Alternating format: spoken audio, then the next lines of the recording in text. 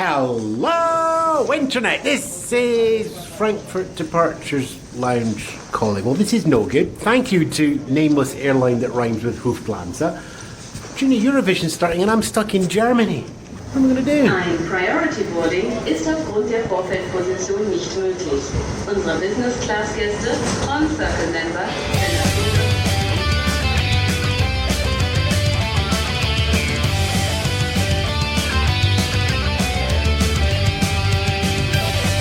Hello, UN! UN, this is Ben Robertson here speaking. We are actually here in Katowice, in Poland this evening, and we prepared this great spread. I was in Armenia, we've brought these great fruits over, we brought this pomegranate wine over, and you're not here to celebrate this, I'm afraid. But we've had a good time. Haven't we had a good time, everybody here? Yes. Right, Junior Eurovision, we're here for that, but we're in the wrong town. Junior Eurovision's got to be in Gliwice, but we're all here in Katowice because this actually is where things have all started with this competition. It all started 2 days ago, in fact. You've missed not only a few hours here, you've missed a few days. Junior Eurovision began on Monday. The opening ceremony was on Monday. Some of us were even on time for that, weren't we? Some of us didn't miss flights for that. I don't know what you're talking about. I have no idea. Let's go around the room first, okay? I heard one man here saying he's missed some of that already. Goodness me. Nicholas we have here. Nicholas, introduce yourself, please. Yes, hello. My name is Niklas, and I'm from Denmark, the origin country of Junior Eurovision. I was supposed to be here for the opening ceremony, but the flight got delayed. Flight delays. Where were you coming from? What was your route? Well, I was going from Denmark to Warsaw, and then from there to Katowice, and it didn't work out. All of these changing of flights, it's not working out well, is it? Warsaw, Frankfurt. You're going to have to try and find a better way of getting here, I think, people. Yeah, if Poland win next year, we're all going by train. Now, next to me here, I've got John. John, you know how this works, don't you? I do, yeah. I'm John from Eurovision Ireland, and I arrived on a Sunday afternoon. So in plenty of time. What, do you have to change flights at all? No, it was just a simple 2-hour jobby, and we left England and we arrived in Poland. And Flight on time? Yes, even Terminal 3? Not quite Terminal 3, certainly not in Katowice. we got through passport control, and our luggage was waiting for us. It was that good. Pleasure, Richard. You are also here from Eurovision Ireland. Welcome back to ESC Insight podcast. Thank you very much. And I was also on time, also early, because I was on the same flight as John and Staggy. That is organisation. The same team on the same flight. Insight have a lot to learn, I think, from you guys, Eurovision Ireland. Richard, how has the first few days been? They've been fantastic. Yes, there may have been no press centre, but we've had the opening ceremony. We've done some interviews, but we've also had some downtime, so we've been able to explore Katowice and beyond. We'll come on to that later on, I think. Now, I've got some more people to introduce, and I think these are new voices to the Insight podcast. Is it a new voice Insight podcast? No, David? I think I was on it 2 years ago in Kiev. Did it in Kiev? Yes. Just one time? Two Just times? the once. One time in Kiev. So we're going back 2.5 years, and now you've returned. Welcome. Thank you very much. Who are you broadcasting for this year? So David Webster from All Out Eurovision, and I have to hold my hand up. I'm on the latecomer bus. I only got to Katowice You took a bus all the way from the UK. Well, I got the bus from the airport to Katowice. I was quite impressed with that. £2.80. I was very impressed. Very good value. I remember that from my return flight, actually. Yes. So, welcome. Thank you. You arrived just how many hours ago? About 4 hours ago I got here.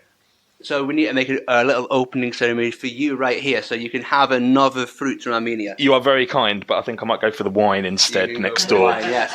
And a final voice for this podcast here, we have Neil, who is reporting from the excellent Eurovoix. Hello. I'm Neil from Eurovoix. I introduced you, yes, I apologise. But I want to add at the end of it, there may have been 2 people from Eurovision Ireland here, but I actually am from Ireland myself, so... You want to swap? You want to go to Eurovision Ireland and let these go to Eurovoix? Would you like that?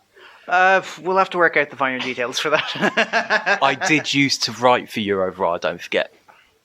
So, same question. We'd like to swap back. Right.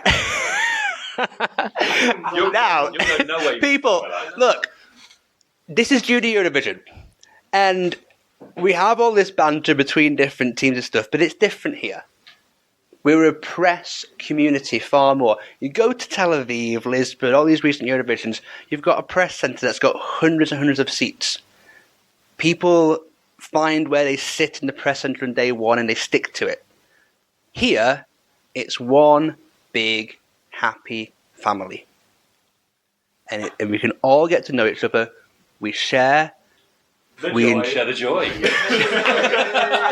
We've got 5 minutes 52. I haven't got to that point yet.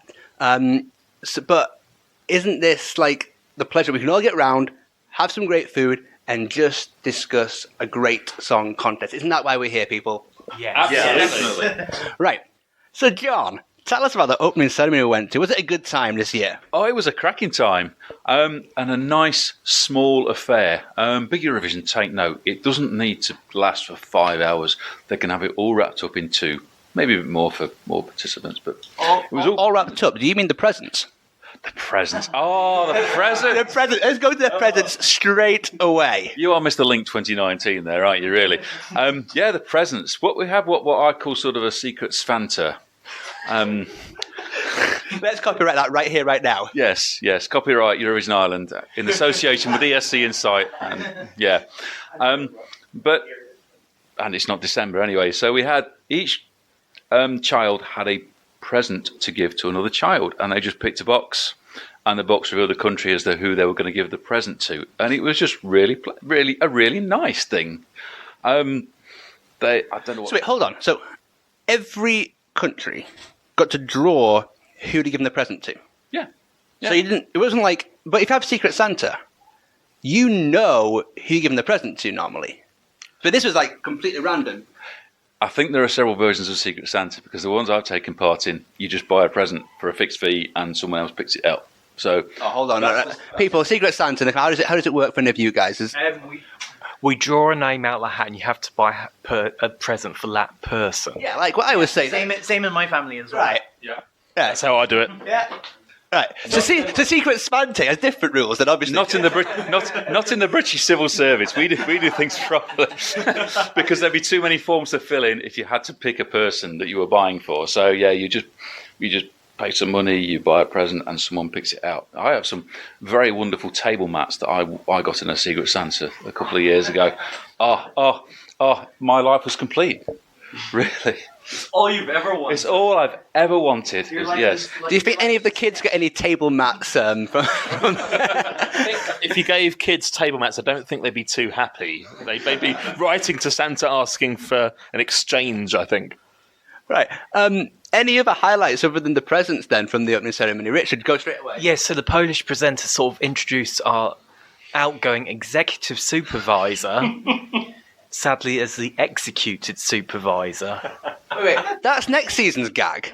No, because we're still going for Rotterdam. He's still here. Yeah, but he introduced Jon Olesand as the executed supervisor, and it just gave us all hilarity up in the gods.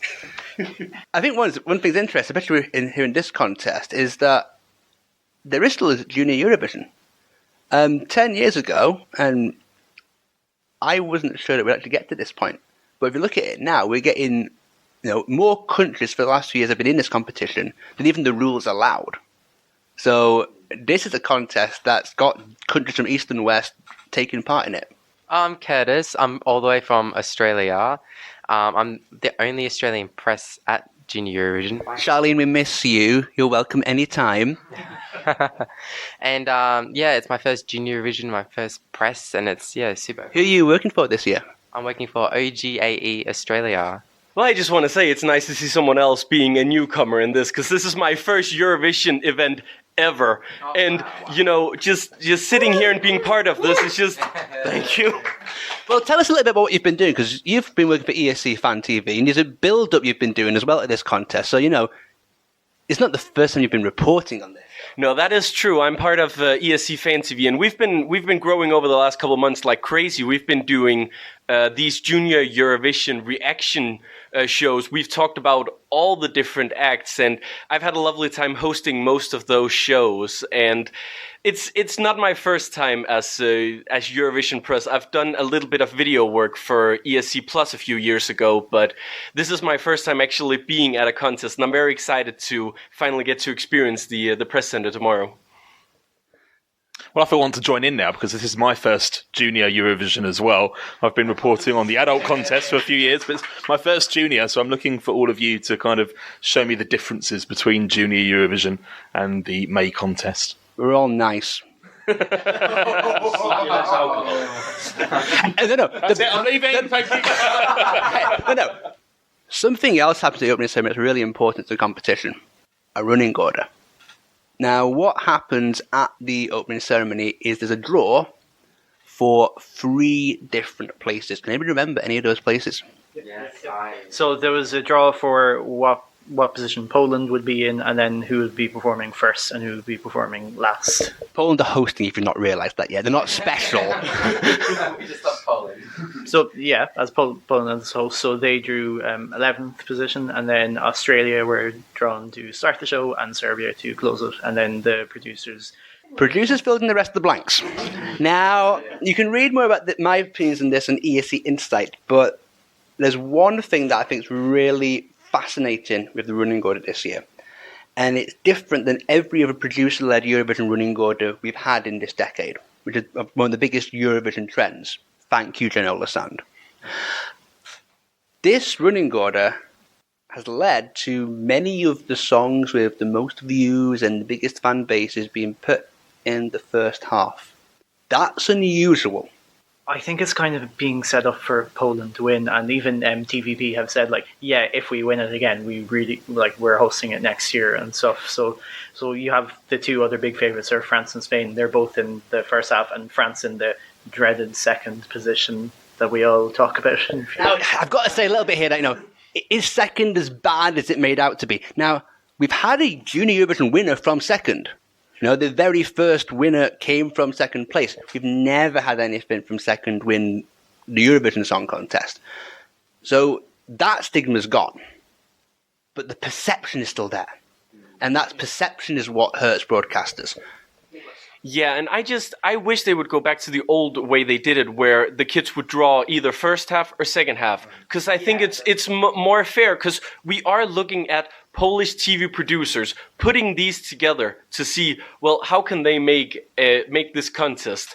You've both mentioned ideas would favour Poland. Remember, yes, the host broadcaster will set a running order. The EBU still approve this.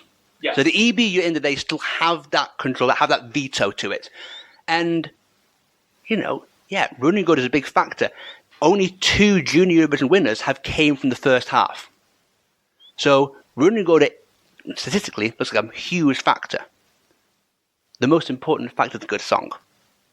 Nothing beats a good song to win this competition. So, arguably, if you're putting all of the favourites in the first half, or that's the perception anyway, it makes for a fairer playing field, which means more excitement on the Sunday for us all. No one hates more going to the Eurovision Song Contest where you know who's going to win. That excitement, they were going to win, but now they're going to win, and that's what makes it exciting for us all to watch and for the TV audience. Can I just ask, do the producers sort of come up with an ideal running order before the draw takes part? So, because it comes out literally hours afterwards, or is it literally done after the draws take place? You'd have to ask somebody in the production team for that answer.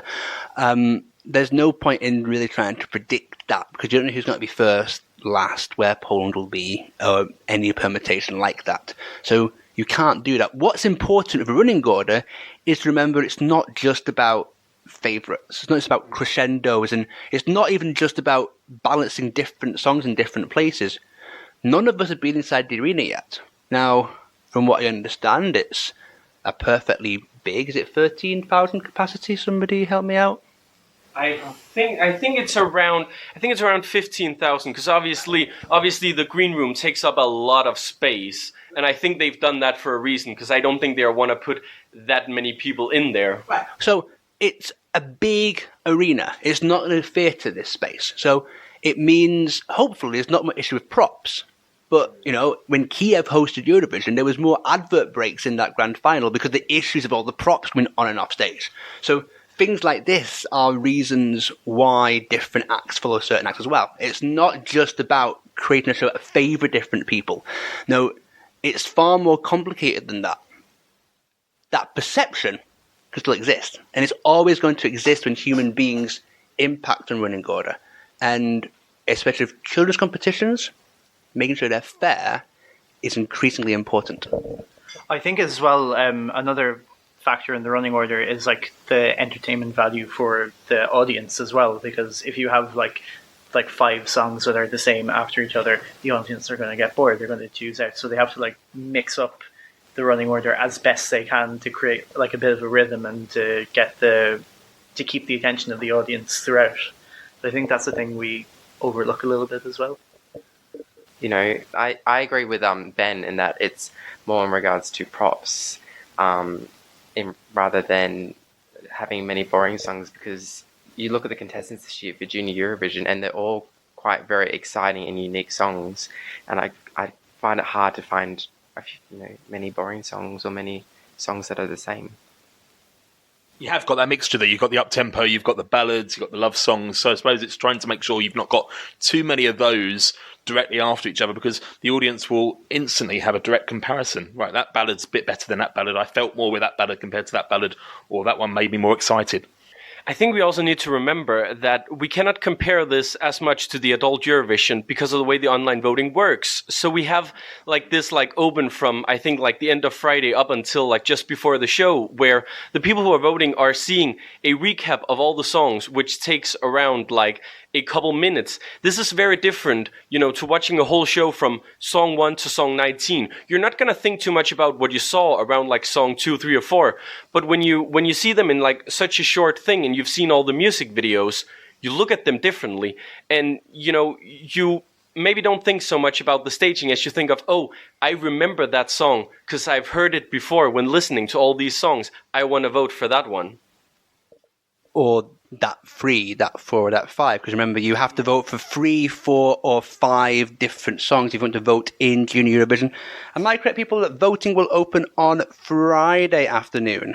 Yes. Yeah, so Friday afternoon, if you want to vote in Junior Eurovision, you can go in from Friday afternoon until before the show on the Sunday. Before the show, I think. Hour before the show, thank you very much. And then we'll open again for the window, after 15-minute window. There we go. Everybody here knows what's going on far more than I do. This is something that people have been worried about. They've been worried about the chance to get to see the artists because, as you already alluded to, that was on Monday, the opening ceremony. And the last 2 years, we've had nothing to do, people. We've not had a press centre. It's been closed. But we still got a chance to meet some of those artists. I think the feel here is very different. If anybody's familiar with Eurovision in Concert or London Preview Party, I think there's going to be much more opportunity this week to do meet and greets, informal 5 minutes here and there, rather than sit down things in the arena. A, do you agree with that kind of shift? And B, is this a good or a bad thing, people? What do we think? In terms of interviews, doing the interviews at the hotel, it's a far more relaxed environment. You're not surrounded by the pressurised environment of a press centre. And not only that, by having the closed rehearsals, you plan the interviews in with the head of delegation or the head of press, but then you can plan in some of your own time as well. So you still get a little bit of holiday, even though you're doing a bit of work. I've got a good Polish friend who I work at the music festivals in the UK with for the last few years. And I said to her at Glastonbury this year, I said, oh, I'm off to Gliwice in November. What on earth do you want to go there for? Is what she said to me. Once I explained Eurovision, she thought, oh yeah, I get it now. But Really? At Glastonbury and gets that you're going to Eurovision? She knows me. She knows I like the Eurovision. Now, if those worlds could combine... If those were combined, the UK would still be last. Right. There are 19 songs taking place, 20 artists in this competition. There's some good songs this year, aren't there? Yeah. Anybody want to highlight any of them in particular as like the one you want to watch the most? For me, it's Poland. Ever since I heard it for the first even like 10 seconds, I was just like, winner. I don't know what it is. Vicky as well. She has this. I'm holding you right there. Now, I've not cleared this with Ewan, but there's going to be a bit of Insight editorial policy. We have to use her full name here. Yeah. Victoria has made Eurovision. Finally.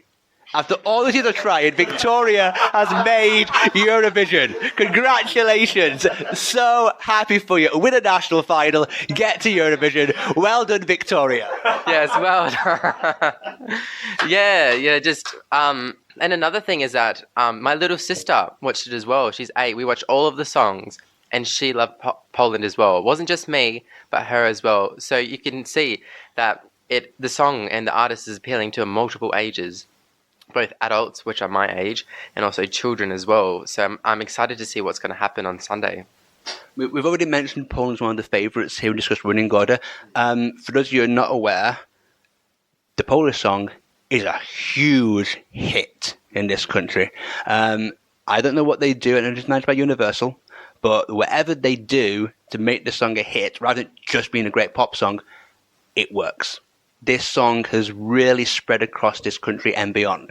Yeah, I just want to say she's signed to Universal. She has a record deal with Universal Poland.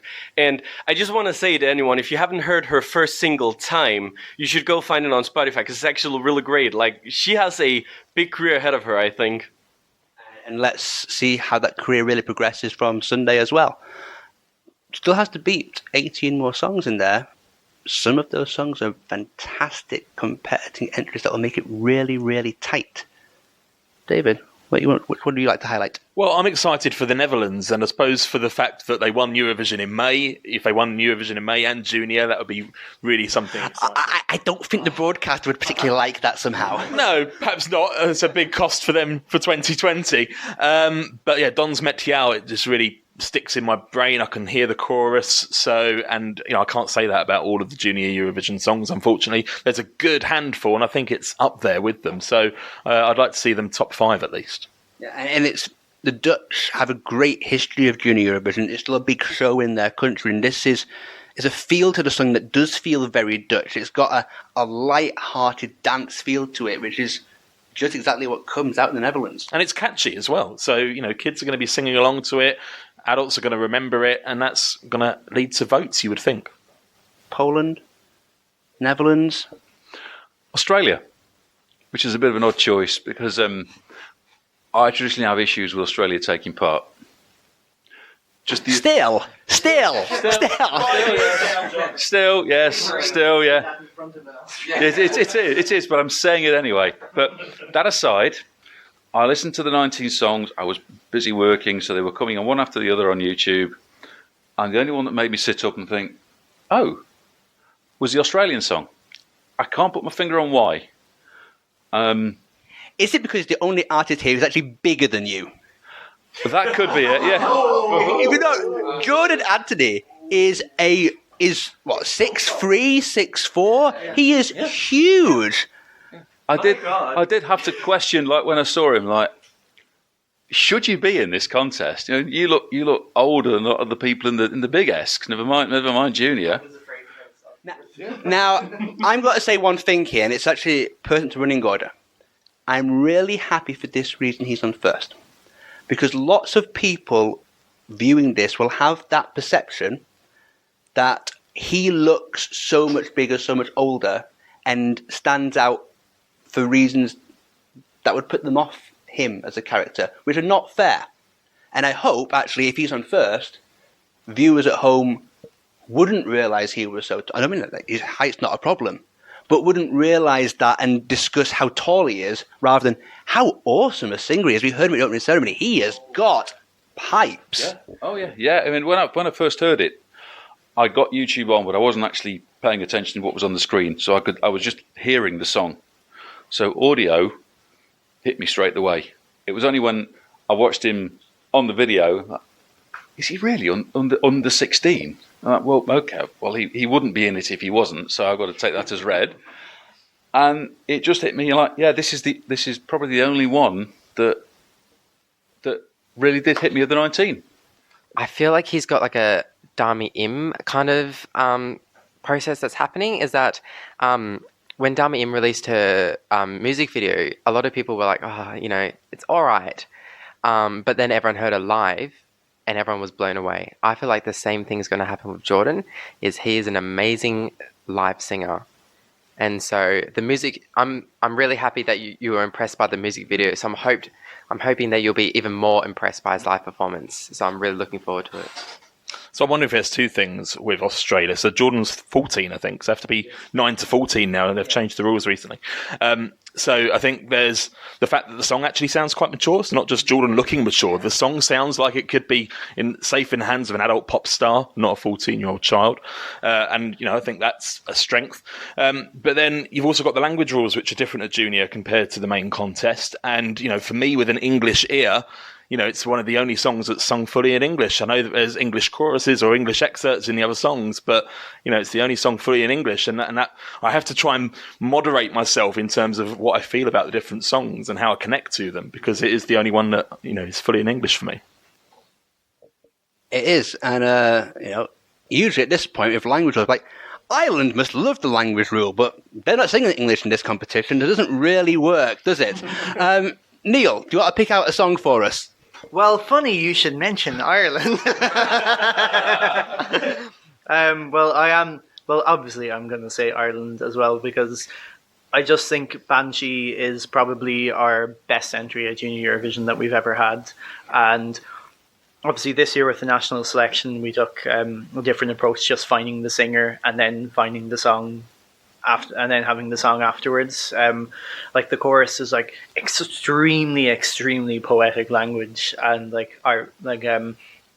Irish language literature can be like very poetic as well. So I was very happy to hear that in that song, and just with Ireland in Junior Eurovision as well, to hear our language on that stage, like the amount of times people have asked me, it was just like, oh, Irish, that's like English, isn't it?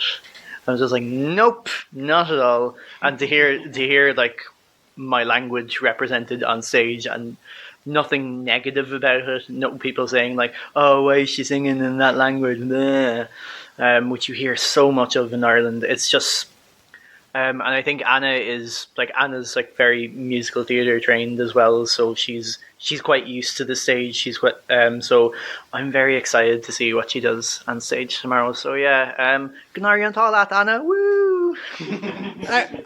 You know what? I want to give you a little bit more time there to actually develop this. Now, you've spoken there about the beautiful lyrics and the message and the meaning.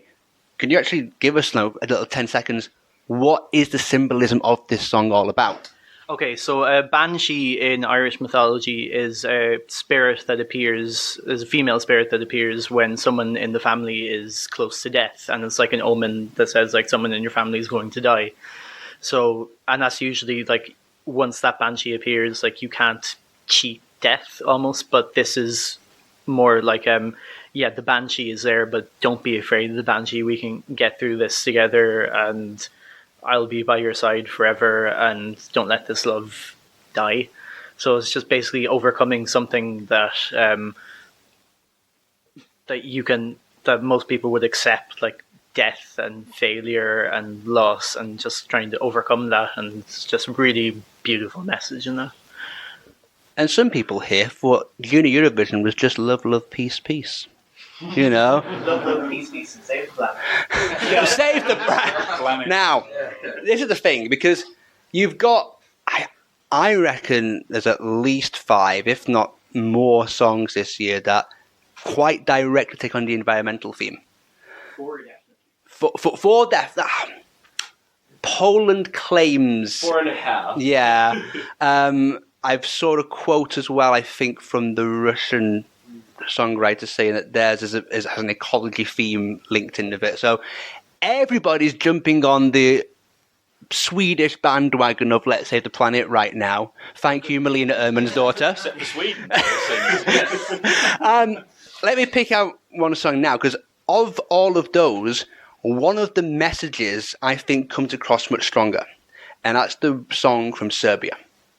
The Serbian song isn't just let's go and save our planet. It's not just young people, let's go and do something.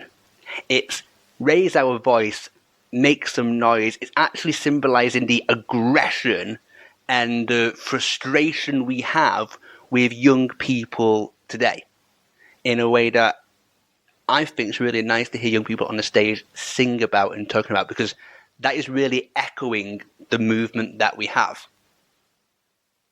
I think there is a reason why so many kids are singing about it, because this is, something that's really important for them. And I think a lot of these singers can relate to this more. Like I've said in one of the shows that we did on ESC Fan TV, one of the things that I love about this is that we get to hear kids singing about something that they're passionate about, rather than singing these love songs, which I think 9 out of 10 times they don't fully understand. I feel like this is a topic that the kids watching can understand and the kids singing can understand. And I think that's a really great message. Yeah. Well, I think it's easy to understand that Greta Thunberg is going to be a role model for these kids. So they're going to see her passionate about something. If they agree with her, they want to be sharing that passion as well. I haven't seen a lot of the songs this year. I've only listened to them in audio. So Wales is one of the songs I've seen perform live through the national final. I think it's more upbeat, more up-tempo, and it'll probably bring the Welsh language more to the forefront with children. No, it will. And you've got to remember as well that for Wales, this is only the second time in Junior Eurovision, so they're going to be trying out different things. It's still experimentation. Yeah, and like I've said to some of the others during the week, until I see all the songs rehearse, I'm not going to be able to give a good reason for all the songs until I've seen them all. Okay, so later in the week, Richard will give good opinions. Well, on All Out Eurovision over the last 3 weeks, the panel have been listening to all of the songs, reviewing them, and Wales stuck out, as a consensus across the panel as one of the strong efforts of 2019. Now, I don't know if that's just because everyone wants to go to Wales in 2020. That seemed to come across quite strong, but no, they did like the song. 13 songs left, Nicholas. Can you choose one? Well, I think I'm going to have to go a little bit back to the topic of the climate change, because my favorite is still Spain. I saw the pictures from the rehearsals today, and I just chose to close down my phone because I want to see this live. I don't want to see the video on YouTube. I want to experience this live for the first time in the arena, because I think it's going to blow us all away. Spain is really putting in all their effort. They have a fantastic stage director doing this whole thing. Who is that stage director? Well, I don't remember her name, unfortunately, but she was probably one of the people that was the reason why Eurovision 2014 was so beautiful, I would say. Nicolai, you might be listening to this. I know you have followed some Insight things before. Yes, you are the person doing the staging from Copenhagen, done some famous Eurovision. I want to say Dammy Im. I believe so. Definitely some of the other stages from Eurovision afterwards. One of the best stage directors in modern times, looking at Spain in Junior Eurovision. Spain in Junior Eurovision for a start. How many years is it? 14 years since Spain have been in the competition? 15. And no one thought they would be back ever. No. It doesn't matter if they already thought that. Every year there was a question. Spain I was going to mention that because, I don't think there's a country where we just, we can all get together and agree that we've all wanted Spain to return. I don't think there's a single Junior Eurovision fan that hasn't, been at one point been like, you know what, it could be nice to have Spain back in this contest. This was the kind of Junior Eurovision news. When the news broke that Spain was back, everyone tweeted about it. Even people who don't really follow Junior Eurovision that much, everyone in the Eurovision bubble tweeted about this. This is a big deal, and they're being very serious about it. They are one of the countries that are putting the show on their main channel on Sunday afternoon, so they are very much one to watch for getting that home audience, very key for the online vote. And it's going to be exciting. We've got good songs in the competition. If you haven't heard them, go and have a listen. I'm sure you'll find something that you like. This is a Junior Eurovision Song Contest. Is brilliant because you've got so many kids having a go at doing what they really want to do. And some of us here, those of us who didn't miss the first few days. Sorry. Or didn't miss our flight connections. I'm very sorry. There's been no press centre. And yes, we've not watched the first rehearsals, but we've still got to meet some of these kids. I've been really impressed by some of the kids, how involved they have been in writing the songs, especially Sophia from Ukraine, as she composed the song herself with help from others. But I just find it's amazing how young these kids are and how talented they are in creating these songs. It just blows me away. Of course they blow you away. There's talent here. And it's and let yourself be entertained by their talent. And Insight will be there in the press centre, hopefully with our boss, who hopefully will be getting on a plane sometime soon all the way from Germany here. We are a few people that had problems, but we've all made it, so you better make it as well. As long as you do it in the next 6 weeks or so, you can actually claim some EU compensation for that, Mr. Spence. So hurry up with that. Dig after dig after dig. We've spoken plenty, and I'm sure you'll hear more of our voices over the next few days. My name is Ben Robertson. You can read all of my long-form pieces for ESC Insight. I have at least one piece coming every day until the Junior Eurovision final. Go on escinsight.com for that. Let's go around the room. Let's plug ourselves one more time, please. Eurovision Ireland for all your Irish news and associated countries as well. Yes, ESC Fan TV. I hope to be doing some really fun and different kind of interviews with the kids, really, bringing out the fun and joy of this contest. So check out our YouTube channel, ESC Fan TV, for that. Eurovision Ireland once again, and as of from tomorrow, we'll be having some live blogs. Oh, I'm Curtis from OGAE Australia, and I'm also holding many fun interviews with the artists, talking about Australia and taste testing and Australian slang. Taste testing. You're Australian. Taste testing. You're Australian. What do you have in your bag? It's a secret. It's a secret. You have to watch our videos to find out. So OGAE Australia, watch our videos to find out what the secret taste testing involves. Can I have one?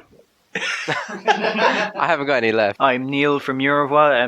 From tomorrow we'll be doing live vlogs from the arena, and go and check Eurovision Moments on Twitter and our Instagram for random moments from Poland, and just to see my face talking to you as well. David Webster from All Out Eurovision, allouteurovision.com. Lots of live radio links back to our stations in the UK. Thank you very much. Now, I believe if Mr. Spence was here, this is a time where we have to ask somebody to finish our podcast. I've got a few people here who are newbies. Who do I put on the spot to try and finish this podcast here today? John, as somebody who's done this before, you can have a vote. Who would you like to choose? Who's going to buy me the most beer? You've chosen Nicholas. Nicholas has one vote. Richard, who are you going to choose? Curtis has been chosen. One vote. You know what? I'm going to make it easy for you. You can't choose Neil. You can choose Curtis or Nicholas. I'm going to go for Curtis. Curtis! How do you finish the ESC Insight podcast, please? That's exactly it. No idea. Someone incite me. Yeah, He's here all week. Pianos? not a piano. Keep going. Oh, I'm so glad I didn't get this one. There's a lot of gestures going around. I'm guessing it's a guitar. I'm seeing a guitar gesture. Yes.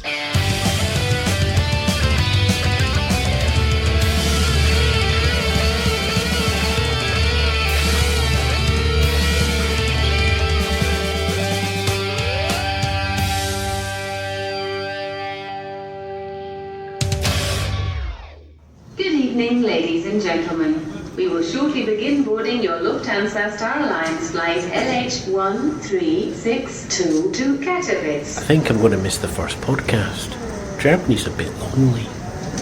Ihr Flugzeug steht heute auf einer Außenposition. Your plane is parked on an outside position today.